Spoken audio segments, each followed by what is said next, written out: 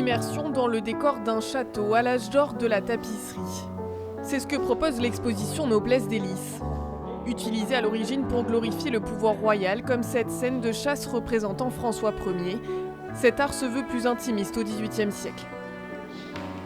Ces tapisseries empruntées à l'abbaye de Cadouin ont été restaurées spécialement pour l'occasion. C'est quand même assez rare, c'est pas quelque chose qu'on voit facilement, quoi. C'est la précision du travail que je trouve assez fabuleux.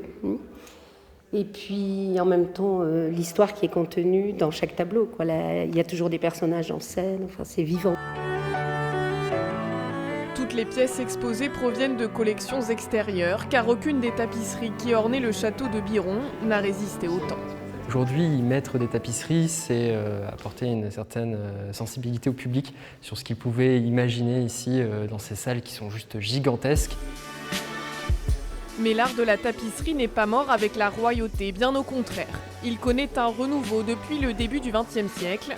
La technique est la même qu'il y a 600 ans, mais les thèmes abordés bien différents. Cette œuvre de Miro en est le plus bel exemple. Le peintre espagnol joue avec les volumes dans cette tapisserie de plus de 200 kilos.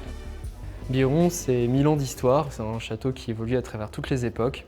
Et pour nous, il est important d'inscrire toutes ces époques dans le château et surtout qu'il ne s'endorme pas dans une certaine époque et qu'il continue à écrire cette histoire. L'exposition est visible au château de Biron jusqu'au 31 octobre.